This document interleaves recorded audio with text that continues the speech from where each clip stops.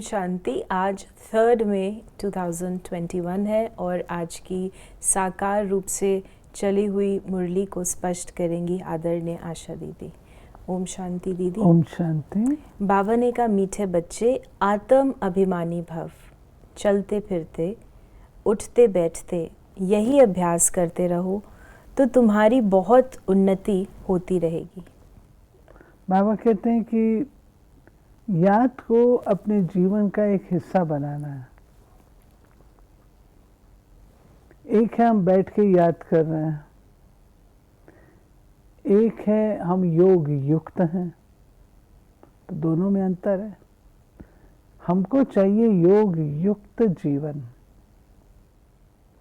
याद में हम बैठे और उठ के फिर हम थोड़ी भाषा अपनी कटु कर लें, कुछ और काम कर लें जो उपयुक्त नहीं है, तो उसको हम क्या कहेंगे?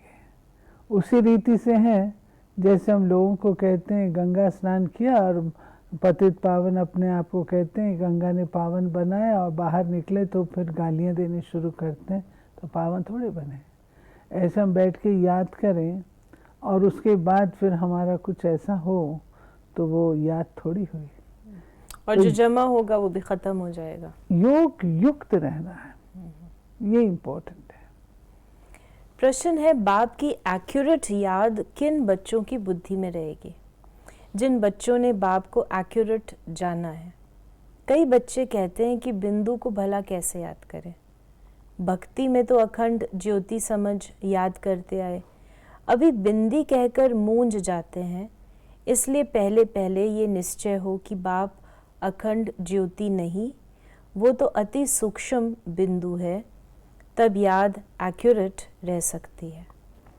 बाबा की तरह याद एक्यूरेट होगी तो ही बाबा याद आएगा।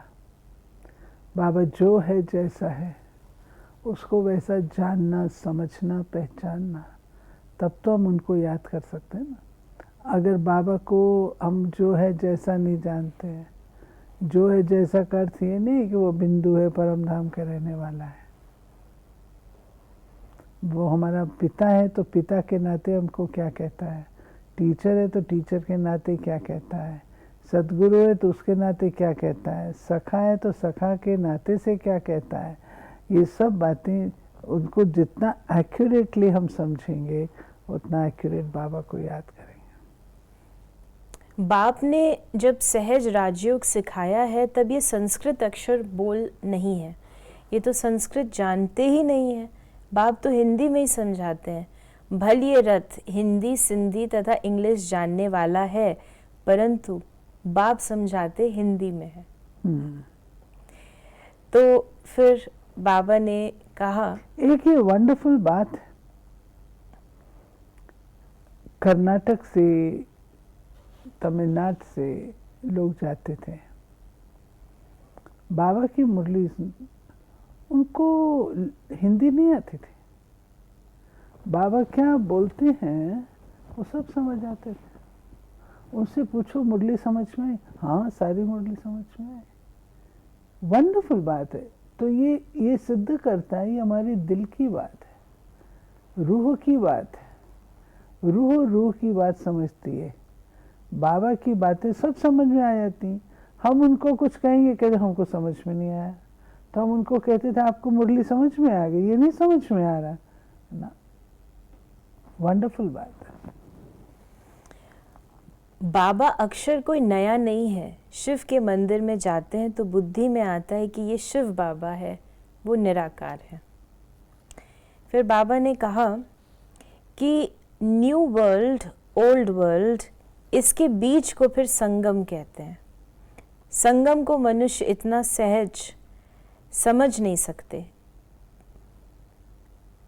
और फिर बाबा ने कहा, बाप के लिए ही कहते हैं, हे पतित पावन आओ, आकर हमको पावन बनाओ। हम पतित बन गए, नई दुनिया में कोई पुकारेंगे नहीं। फिर बाबा नई और पुरानी का कॉन्ट्रास्ट भी बता रहे हैं कि पावन दुनिया में कोई उपद्रव आदि हो नहीं सकता। उपद्रव होता ही रावण राज्य में है। यहाँ तुमको बाप समझाते हैं, तुम सम्मुख कानों से सुनते हो। ये बाबा जो कह रहे उपद्रव, उपद्रव अर्थात कमोशन, प्राकृतिक कैलामिटीज। तो बाबा कहते हैं कि ये वहाँ नहीं होते हैं सतयुग में। क्यों नहीं होते हैं? क्योंकि हम भी उपद्रवी नहीं हैं, हमारा मन उपद्रवी नहीं है, अनुशासन में, डिसिप्लिन में शक्तिशाली है, तो इसलिए वो भी नहीं होते हैं। तो बाबा ने हम बच्चों को ये बताया कि जैसा तुम होते हो, जैसी तुम्हारी आत्मा होती है, वैसा उसका प्रभाव आगे पड़ता है। फिर बाबा ने कहा कि बाप कहते हैं योग का अक्षर निकाल दो, याद करो। जैसे छोटा बच्चा माँ बाप को देखने से ही झट गले लग जाता है। पहले सोच करेगा क्या कि हमारे माँ बाप हैं? नहीं, इसमें सोच करने की बात ही नहीं है। तुम्हें भी सिर्फ शिव बाबा को याद करना है। सिर्फ बाबा को याद करना, और तो कुछ नहीं करना है। बाबा ने एक ही काम दिया है, क्योंकि बाबा ने देखा कि बच्चे बहुत थके हुए हैं, पुरानी दुनिया से इतनी भक्ति करके थक चुके हैं। तो बाबा सिर्फ एक ही काम करो, मुझे याद करो बस। फिर बाबा ने कहा कि बच्चों को ये सब नॉलेज अभी बुद्धि में आई है, भल पूजा आदि करते आए हो, परंतु तुमको ये पता ही नहीं था कि ये जड़ चित्र है। जरूर चैतन्य में आया होगा, तब तो वर्ष वर्ष शिव जयंती भी मनाते हैं। ये भी कहते हैं शिव परमात्मा निराकार है, ज्ञान का सागर, सुख का सागर, पतित पावन है। उनकी बहुत महिमा है, ब्रह्मा विष्णु शंकर की इतनी महिमा नहीं है। फिर बाबा ने बताया कि पढ़ाई के लिए स्कूल में जाते हैं, फिर वानप्रस्थ में गुरु किया जाता है। आजकल तो छोटे बड़े सबको गुरु करा देते हैं। यहाँ तो तुम बच्चों को कहा जाता है शिव बाबा को याद करो, सबका हक है, सब मेरे बच्चे हैं। तुम्हारे में भी कोई है जो अच्छी रीति याद करते हैं? कई तो कहते हैं बाबा किसको याद करें, बिंदी को कैसे याद करें? बाबा ने जो शुरू में कहा ना, एक्यूरेट चलना, तो बाबा है ज्योति बिंदु। तो बहु काल से हमको आदत पड़ी हुई कोई मूर्ति को याद करने की, कोई सामने पिक्चर हो। बाबा तो ज्योति बिंदु। तो स्वयं को जब तक हमने ज्योति बिंदु नहीं समझा है, माना है, ज्योति बिंदु स्थिति में स्थित नहीं होते हैं, तब तक शिव बाबा भी हमको याद नहीं आ सकता। तुम समझते हो आत्मा ही सब कुछ करती है, आत्मा ही जज बैरिस्टर आदि बनती है, आत्मा ही कहती मैं राजा हूँ, मैं फलाना हूँ। अभी ये शरीर छोड़ दूसरा लेना है, इसको कहा जाता है आत्म अभिमानी। देह होते आत्म अभिमानी। देह तो हमारी ड्रेस है ना, मैं देह नहीं हूँ, देह मेरी ड्रेस है। तो अगर स्वयं को ड्रेस समझ लूँ तो वो तो गलत बात है ना। तो आत्म अभिमानी, मैं आत्मा हूँ, इस देह के अंदर हूँ, ये देह मेरी ड्रेस है।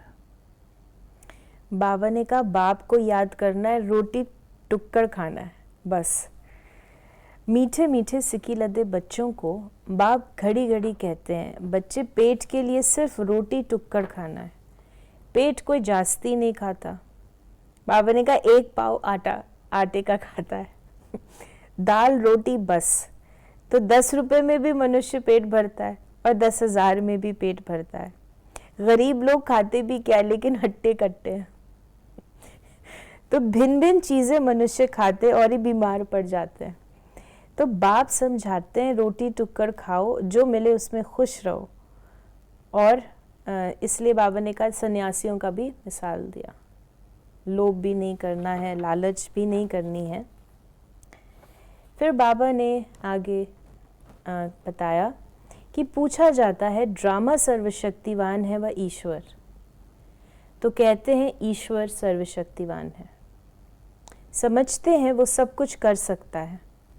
लेकिन बाप कहते हैं मैं भी ड्रामा के बंधन में बंधा हुआ हूँ।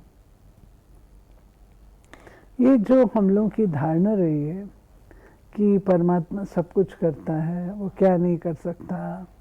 बाबा उस चीज़ को स्पष्ट कर रहे हैं कि परमात्मा ये सब स्थूल काम करने के लिए नहीं आता है, वो तो हम आत्माओं को पावन बनाने के लिए आता है, दैवी बनाने के लिए आता है। बाबा ने कहा कि तुम सतयुग में सुखी बन जाते हो, मैं भी जाकर विश्रामी बन जाता हूँ। तुम सिर कूल्हे चढ़ जाते हो, तुम्हारी शेर पर सवारी है। शेर पर सवारी, बाबा कहते हैं कि शेर पे सवारी अर्थात हिंसात्मक प्रकृति के ऊपर भी विजय और शक्तिशाली स्वरूप। तुम जानते हो सेकंड बाय सेकंड जो भी चलता है वो ड्रामा की नूंद है। तुम बच्चों को कितनी अच्छी नॉलेज है, अब सिर्फ बाप और वर्षे को याद करो बस। आज बाबा ने कहा कागज़ पेंसिल आदि की कोई दरकार नहीं है। ब्रह्मा बाबा भी पढ़ते हैं, ये तो कुछ रखते ही नहीं है। लिखने से क्या फ़ायदा होगा, ये तो सब विनाश होगा, परंतु कोई याद रखने के लिए लिखते हैं।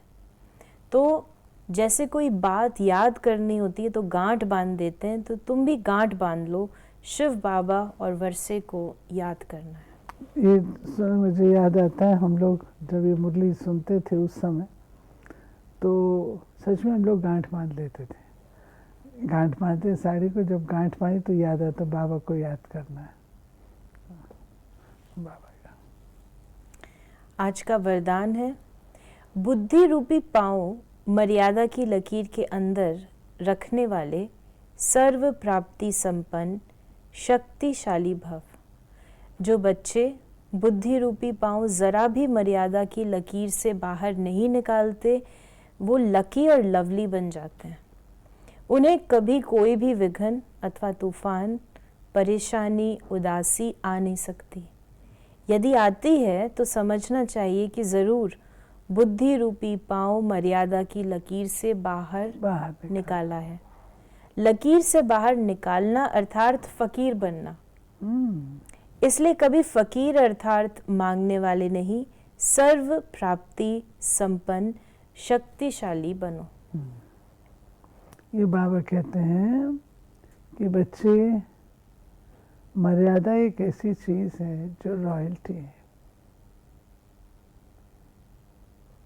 मर्यादा में रहेंगे तो शक्तिशाली रहेंगे, मर्यादा से बाहर गए तो फकीर। वो बात बाबा कहते, फकीर क्या, मर्यादा को उल्लंघन करेंगे तो कुछ ना कुछ तो गड़बड़ होगी। चाहे मदद चाहिए, चाहे कुछ भी चाहिए, शक्ति चाहिए, कुछ में तो मांगने वाले बन गए ना। और स्लोगन है, जो सदा न्यारे और बाप के प्यारे हैं वो सेफ रहते हैं। जो सदा न्यारे और बाप के प्यारे हैं, वो सदा सेफ है, वो सदा सेफ। बाबा का प्यार ही सेफ्टी की कैनोपी है।